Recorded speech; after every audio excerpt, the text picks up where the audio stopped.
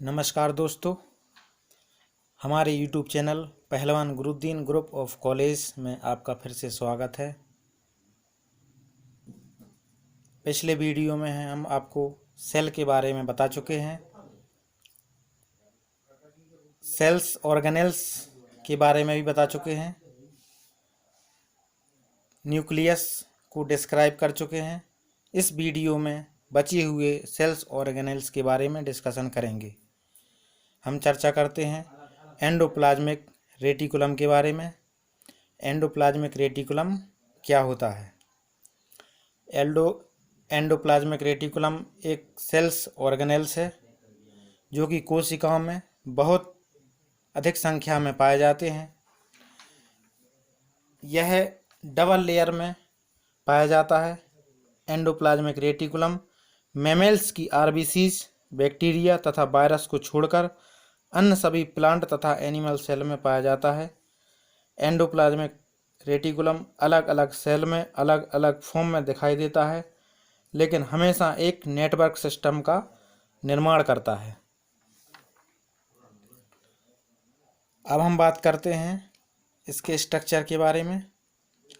Sales में ये केंद्रक से जुड़ा हुआ एक जालीनुमा संरचना होती है, जो कि आपको ये दोनों स्ट्रक्चर्स में दिखाई दे रही है।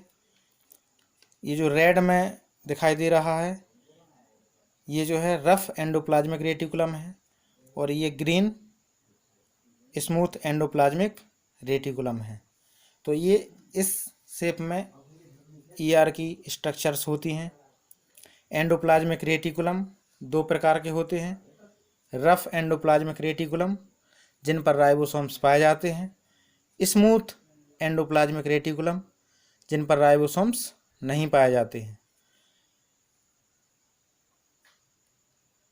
रफ एंडोप्लाज्मिक रेटिकुलम जहां प्रोटीन का संश्लेषण संपन्न होता है। स्मूथ एंडोप्लाज्मिक रेटिकुलम, इन पर राइबोसोम्स नहीं पाए जाते हैं। यहाँ फैटी एसिड तथा स्टेरॉयड का संश्लेषण संपन्न होता है।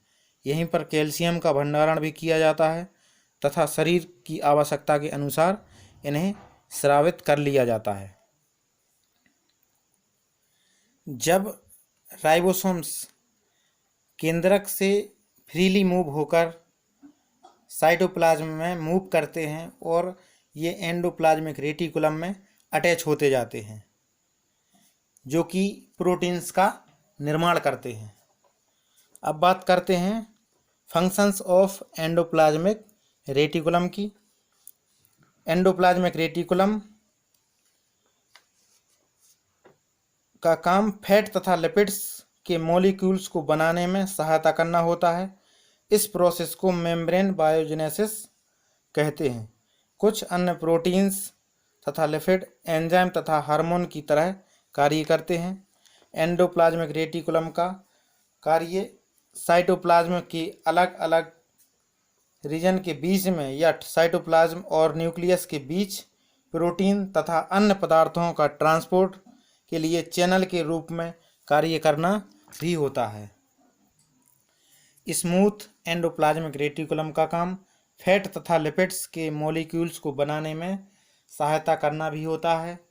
एंडोप्लाज्मिक रेटिकुलम का मेम्ब्रेन राइबोसोम द्वारा बने प्रोटीन्स को एक जगह से दूसरी जगह ट्रांसपोर्ट करता है, जिसमें प्रोटीन तथा अदर मटेरियल एंडोप्लाज्मिक रेटिकुलम से स्मॉल वेसिकल्स के रूप में इमर्ज्ड होते हैं।